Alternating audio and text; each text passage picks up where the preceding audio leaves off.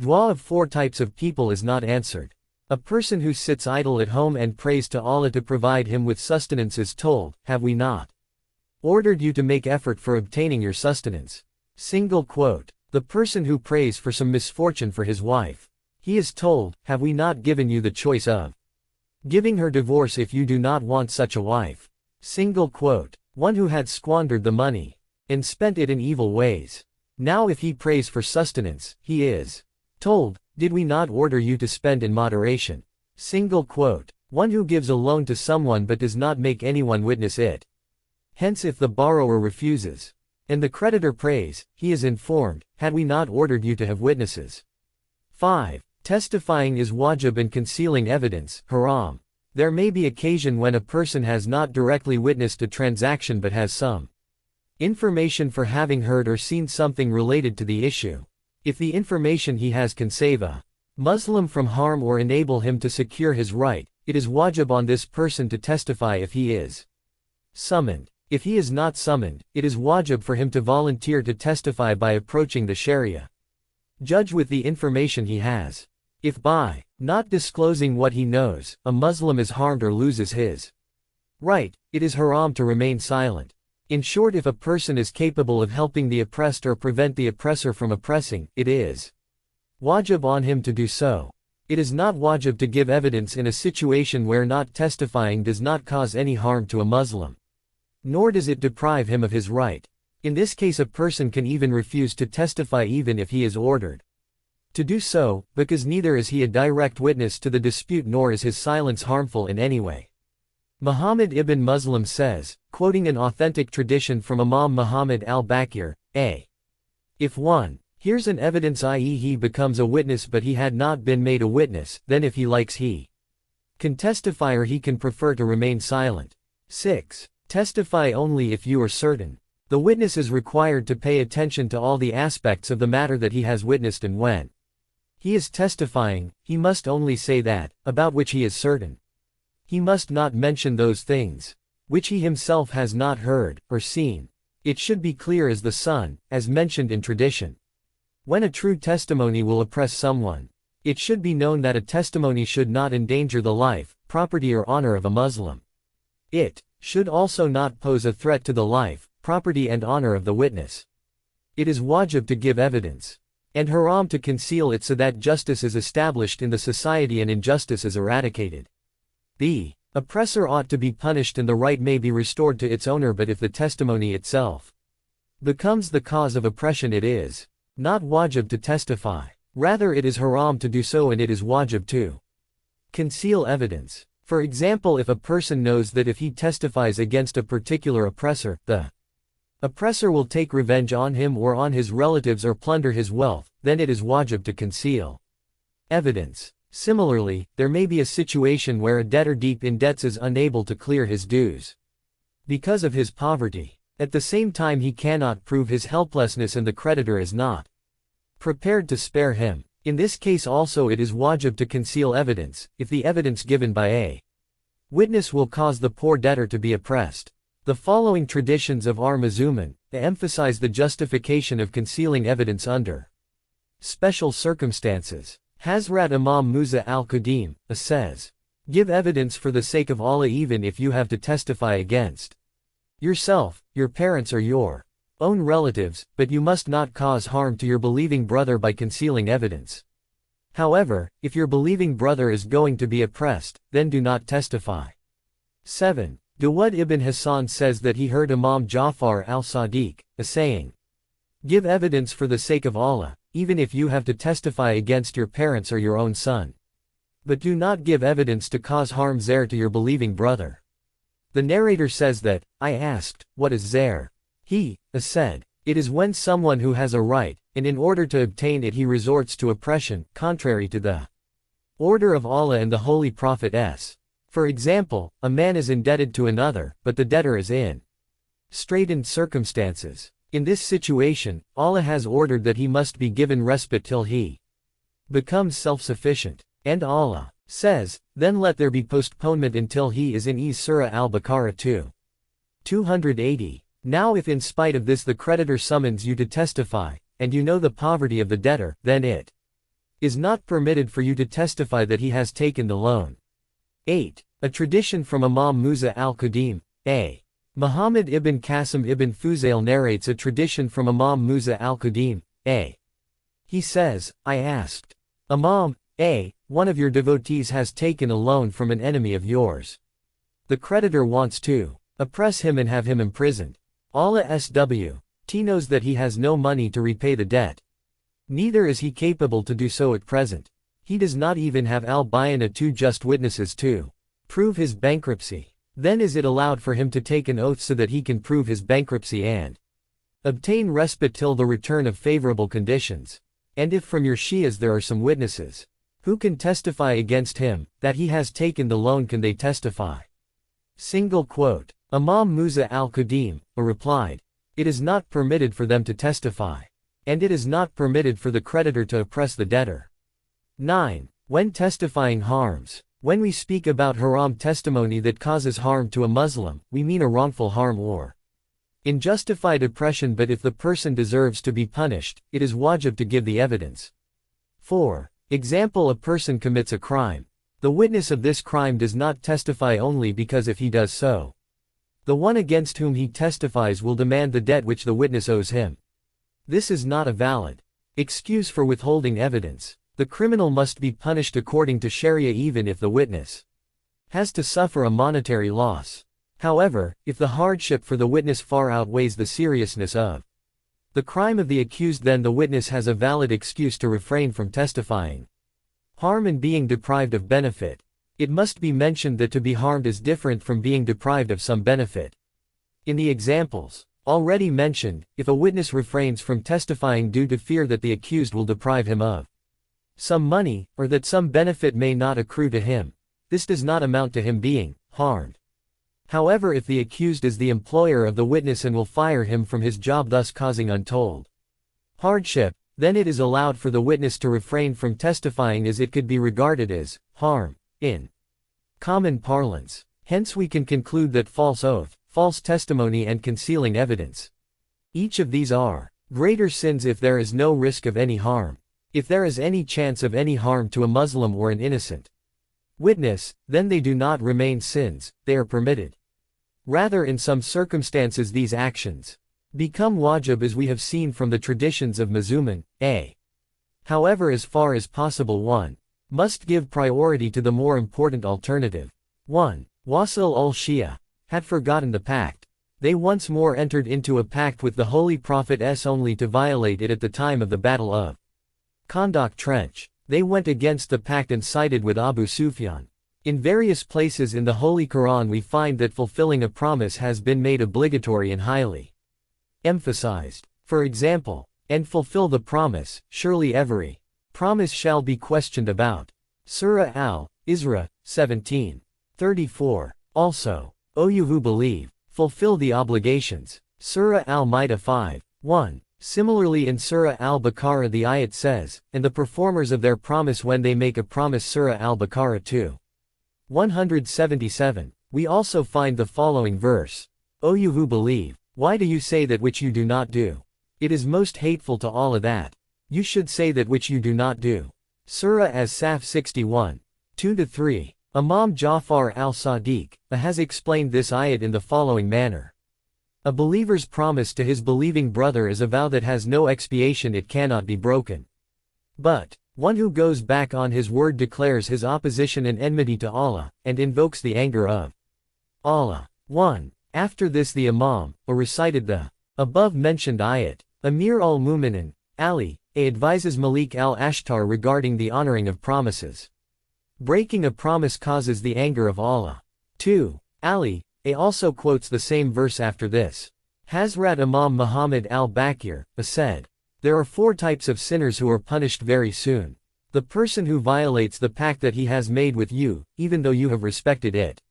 One who inflicts harm upon you even though you caused him no harm. One who has promised you something and you are faithful upon your agreement but he is unfaithful. One who wants to sever relations even though the relative wishes to continue the relationship. 3. Abu Malik inquired from Imam Zain ul-Abidin, inform me about all the rules of religion. Imam told him, To speak the truth, to judge with justice and to fulfill the promise. 4. Although a vast number of traditions and ayats denounce the breaking of promises, we shall quote some selected ones. Types of promises. There are 3 types of promises. 1. Promise of Allah SWT to His creatures. 2. Promise of the creatures to Allah SWT. 3. Promises of the people among themselves. The promise of Allah SWT to His creatures is that of the Alam al-Zar in the spiritual plane. We come to know of this promise through the Quranic ayats as well as the traditions. According to this, Allah SWT first created the souls of all human beings and made the following covenant. That they remain upon the right path, do not associate anyone or anything with Allah SWT, obey the commands of their Prophet, and do not follow Shaitan. Allah SWT shall recompense them by helping them, by keeping them forever in His mercy, and give them a place in paradise. But if they do not respect their covenant, Allah SWT will also disregard His side of the promise. It is for this very fact that Allah SWT says, "And be faithful to your covenant with me, I will fulfill my covenant with you." Surah Al-Baqarah 2:40. Allah SWT also says, "Did I not charge you, O children of Adam, that you should not serve the Shaitan?" Surah Yasin 36:60. The covenant that Allah SWT took from the people in the spiritual plane also includes the oath with regard to the wilayat mastership of Amir al-Mu'minin, Ali, and the Imams. Numerous traditions mention this fact. It is even recorded in the various heavenly scriptures, and all the prophets have conveyed the message of the wilayat of the 14 Musulman. However, some scholars have rejected this concept of the Alam al-Arwa or Alam al-Zar. They give a different explanation to the traditions and ayats that deal with this subject. According to them, Alam al-Arwa, the spiritual plane, is essentially the innate human nature, which is so designed by Allah SWT that it is desirous of obeying Allah SWT's command and does not desire to follow Shaitan. Of course, the reasoning capacity of man directs him to follow his nature and accordingly obey Allah SWT's orders. Hence, if a man goes against Allah SWT's command, he goes against his own nature. These thinkers consider the covenant to be the same as the innate nature given to us by Allah SWT. This book is not concerned with the detail of these two theories. Anyway, whether a man breaks the promise given in Alam al-Zar, or goes against his innate nature, he commits a greater sin. This fact has been emphasized in most ayats and traditions, and it is confirmed that honoring the covenant is wajib and not respecting it is haram. It is also confirmed that the breaking of this first covenant can bring severe chastisement. The people are also warned of dire consequences in case of default. The traditions also inform us that serious retribution incurred just for violating the first covenant, which is the greatest of the sins. Hence it is incumbent upon the people to fulfill their covenant, so that Allah SWT may also fulfill His promise. Allah SWT has promised to answer every prayer. One of the promises of Allah SWT to His creatures is that He will answer every prayer, but this is only on condition that the supplicant honors this covenant with Allah SWT. Jamil narrates from Imam Ja'far al-Sadiq, who said, "When a man prays to Allah with a pure intention and a sincere heart, Allah answers his prayer after man has fulfilled his promise to Allah. But if man prays to Allah without a pure intention and sincerity, Allah does not answer it. Has not Allah said, 'And be faithful to your covenant with me, I will fulfill my covenant with you'?" Surah Al-Baqarah 2:40. So the promise is kept only with one who keeps his own word. 5. Verbal expression of a promise. The second type of promise is one that the man himself gives to Allah SWT, like a vow or an oath. For an oath to be binding, it is necessary that it be expressed verbally. For example, if someone wants to vow to Allah SWT and state it in Arabic language, he should say, "Ahad to Allah, I have vowed to Allah," or "Alaya ahadallah, the vow for Allah is upon me." The statement of promise, oath or the vow, can be in any language but expressed verbally. A vow, for example, may consist of saying, "If I return Safe and sound from the journey, I shall give such and such amount as charity in the way of Allah. If an oath is intended mentally and not expressed verbally, it is not binding. Vow or oath for a useless thing. It must be remembered that a vow, oath or a promise should not be taken for a useless object. That is, the object must not be undesirable from the Islamic point of view. An oath taken to carry out some makruh or haram action, a vow to abstain from a wajib or a mustahab act is invalid. An oath taken for an action which is wajib and its avoidance haram in a prevailing set of conditions, automatically becomes invalid if the conditions change. For example, a man vows to give 1,000 rupees in charity. If he gets well, but after he is well becomes so poor that it is hardly possible for him to maintain his family. In these circumstances the vow is considered invalid and it is not wajib on him to fulfill it. Vow should be for a useful aim. In conclusion, it can be said that an oath should be taken if it is acceptable from the Sharia point of view. In any case, an oath should be taken when common sense dictates that the oath serves some useful purpose, either by carrying out an action or by abstaining from it. For example, to walk and exercise etc., which are beneficent and mubah permitted actions, and to abstain from smoking which is harmful to health although mubah. Conditional and absolute covenant. Just as in the case of oath and vow, a covenant is also either conditional or absolute. An example of an absolute covenant is when a man says, I make covenant with Allah that I shall perform such and such good action. Then this shall become binding upon him. If he does not do so, he would have committed a greater sin. In addition, he also has to pay the penalty. The conditional covenant is the one when the person attaches some conditions. For example, he may say, if Allah gives me a son, I will perform such and such good deed. Then that good deed becomes wajib upon him only when he gets a son. Once the condition is fulfilled, it will also be haram for him to leave the deed undone. And he will have to pay the additional penalty also. 3 types of covenant with Allah SWT. Actually, a vow and an oath is also a covenant with Almighty Allah SWT. Therefore, a covenant is of 3 types. One is the covenant itself, and of the other 2, one is a vow and the other an oath. It is only due to divine mercy that man is given a choice of 3 kinds of covenants in case he wishes to avoid the risk of being liable for keeping 60 fasts etc. Hence, he can make a vow or take an Islamic oath. Expiation of a vow or a covenant. Breaking of a covenant, whether absolute or conditional, is haram. The expiation becomes wajib in case of default. It is the same penalty as that of breaking or omitting, without any reason, a fast of the month of Ramadan, i.e. feeding 60 poor people, keeping 60 fasts or freeing a slave. If a vow is broken, its kafara expiation is same as that of breaking an oath. That is, feeding, or clothing 10 poor people or freeing a slave. But if he cannot do any of these, then it is wajib for him to keep 3 fasts. Breaking of promise and hypocrisy. Breaking of a promise is a very serious sin. It is a sin that sows the seed of hypocrisy in the heart of the person who commits it. The person dies in a state of disbelief and is raised with the hypocrites on the Day of Judgment. The Holy Quran says, and there are those of them who made a covenant with Allah. If he gives us out of his grace, we will certainly give alms and we will certainly be of the good. But when he gave them out of his grace, they become niggardly of it and they turned back and they withdrew.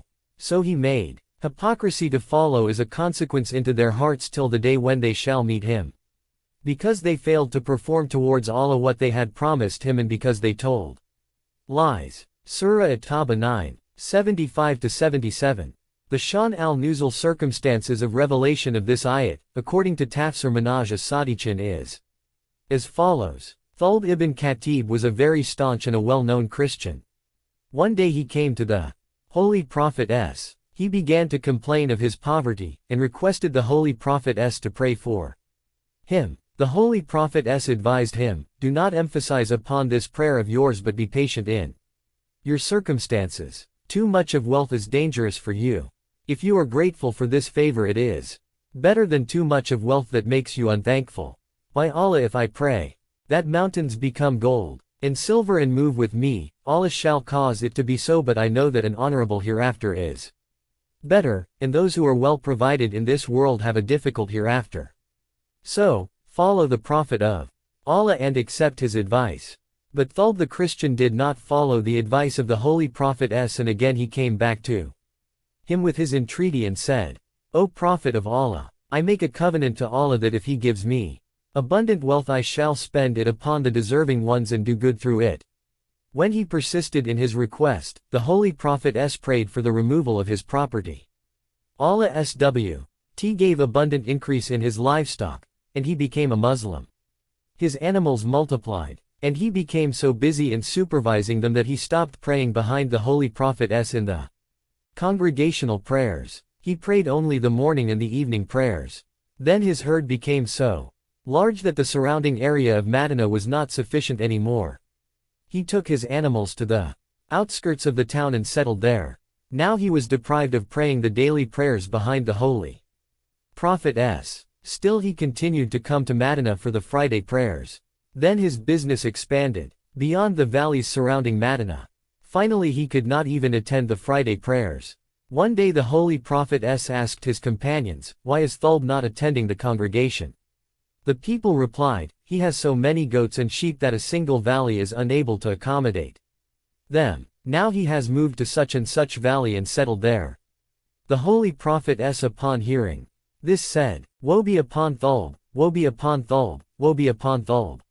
Later when it was wajib to pay zakat due to the revelation of the verse of zakat, the Holy Prophet summoned one of his followers and gave him this verse in writing and sent with him a tribesman of Bani Salim. The Prophet ordered, after you have collected zakat from Thulb go to such and such good man and collect it from him too. Both of them went to Thulb. They showed him the Quranic verse and also gave him the letter of the Holy Prophet containing the rules of zakat. Thulb had become so much attached to his wealth that he said, Muhammad is collecting jizya from us. Go somewhere else. Meanwhile I shall think upon it. The two men went to this righteous person of the tribe of Bani Salim. When he saw the ayat and the letter of the Holy Prophet he said, I hear and I obey the command of Allah and the Prophet. He went among his camels and selected the best ones for zakat and said, please take these for the Messenger of Allah. The agents told him that it was not wajib to give the best of the camels. He said, how can I not offer the best for Allah and his Prophet? Then these two men came back to Thulb. The wretched fellow repeated his previous objection and refused to pay zakat. When the Holy Prophet heard of this incident he said just once, woe be upon Thulb. Then the Holy Prophet prayed for the well-being of the one who had paid the zakat willingly.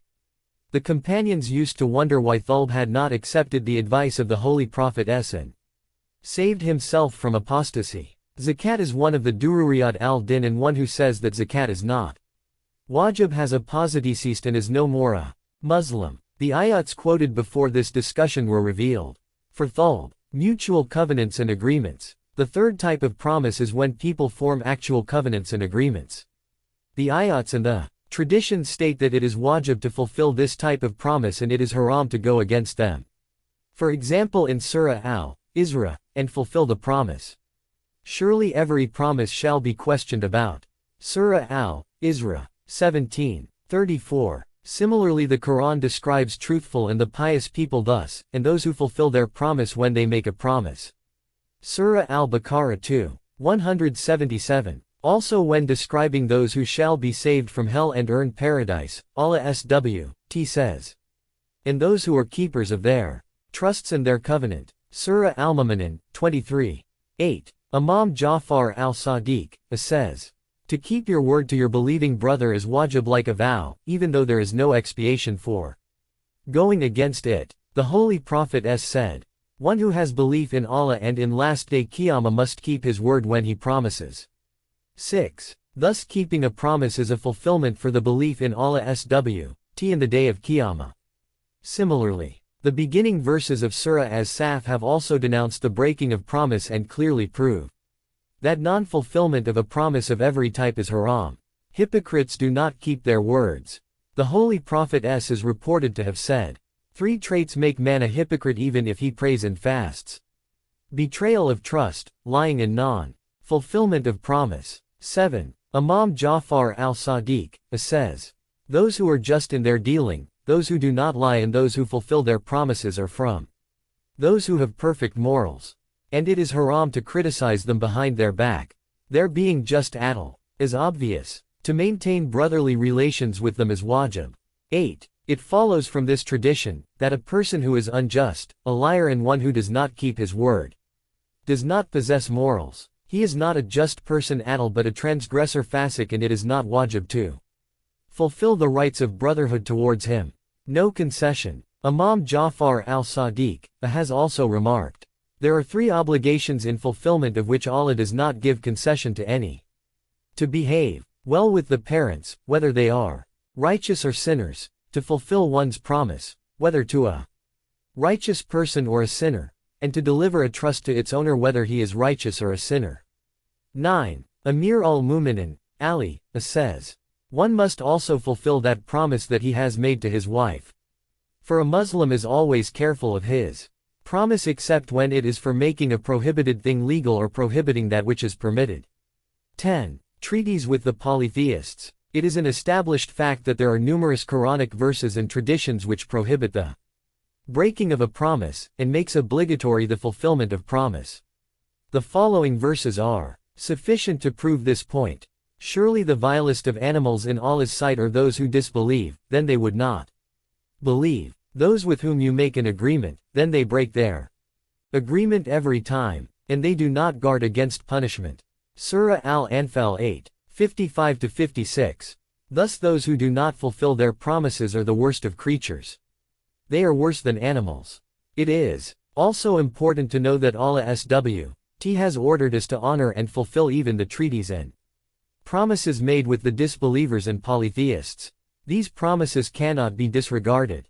The Holy Prophet respected the treaty with the polytheists of Mecca. When the power and glory of Islam was at its zenith, a verse of Surah Barat was revealed, ordering jihad, holy war against the polytheists.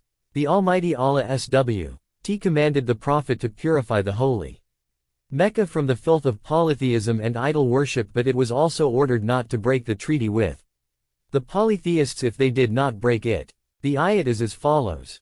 Except those of the idolaters with whom you made an agreement, they have not failed you in anything and have not backed up anyone against you, so fulfill their agreement to the end of their term. Surely Allah loves those who are careful of their duty. Surah At-Tawbah 9, 4. Abu Raif says, the Quraysh sent me to the Holy Prophet When I met him, my heart became illuminated with his countenance. I said to him, O Prophet of Allah, I do not wish to go back to the Quraysh. He said, I would not act against the terms of treaty, and retain their messenger. Abu Raif, go back to your people now, and after this if you wish, you may accept Islam and join us. Honoring the terms of the treaty with the Quraysh. Huzaifa Yamani says that there was one thing that discouraged me from participating in the Battle of Badr. Abu Huwasail and I were going out when we came face to face with some men from the Quraysh. They asked, do you love Muhammad? We love Madinah, we replied. They made us promise that after reaching Madinah we shall not accompany the Holy Prophet in the battle. When we met the Holy Prophet and told him of this promise, he said, do not think of joining in the battle due to this oath of yours. We shall seek the divine assistance. The above 2 traditions are recorded in the book, Islam and World Peace by Saeed Qutbi, page 264. The Kafir father took away his son. During the Treaty of Hudaybiyah, Suhail ibn Umar was representing the disbelievers in negotiating with the Holy Prophet When it was time for drawing up the treaty and the signatures were yet to be affixed, Jundal the son of Suhail left the pack of disbelievers and went to the Muslims. Seeing that he was attracted to the Muslims, the Quraysh chained his legs, but he escaped with the chains intact. He went away with the Muslims and began to behave like one. When his father saw this, he came to his son and gave him a resounding slap. Then he told the Holy Prophet O Muhammad, this treaty is the first step of reconciliation between you and us, and as per its terms you have to surrender my son to me. The Holy Prophet agreed to it and surrendered Jundal to his Kafir father, but upon the condition that he would be protected and not harmed. Suhail ibn Umar agreed to this condition. When it was time to hand over Jundal to the disbelievers, Jundal protested, O Muslims! I have become a Muslim. How will I return amongst the polytheists? The Holy Prophet told him, "Go, but have patience. Allah will provide ease to you in this way only. We cannot go against the terms of the treaty." Suhail caught his son's hand and led him away. He did not remain true to his promise and tortured his son very much. This incident proves the importance of the fulfillment of a promise. The same incident is mentioned in the exegesis of Surah Al-Fath in Tafsir Manhaj as-Sadichin. I will stay here all my life. The following narration is recorded in Bahar al-Anwar. The Holy Prophet promised a man that he would wait for him at an appointed place near a stone. The Holy Prophet waited there, but the man did not turn up. Morning turned into afternoon while the Holy Prophet stood in the blazing sun. Some of his followers saw him and said, "Please stand in some other place." He replied, "I cannot move away from here till that man returns." The man arrived at last. The Holy Prophet said, "If that man had not come, I would have continued to stand till death." Janab al-Ismail and the fulfillment of the vow. The Holy Quran refers to Prophet Ismail as the truthful in promise, in the following verse. And mention Ismail in the book, surely he was truthful in his promise, and he was an apostle, a prophet. Surah Maryam 19:54. Hazrat Ismail had promised to wait for a person, who did not turn up. 3 nights passed but he still kept waiting. However, according to most of the scholars and well-known tradition, the period of his wait was a whole year. During this time he also had to bear untold difficulties and sometimes survived on leaves. Violation of a promise is caused by disbelief. Amir al-Mu'minin, Ali, has mentioned that it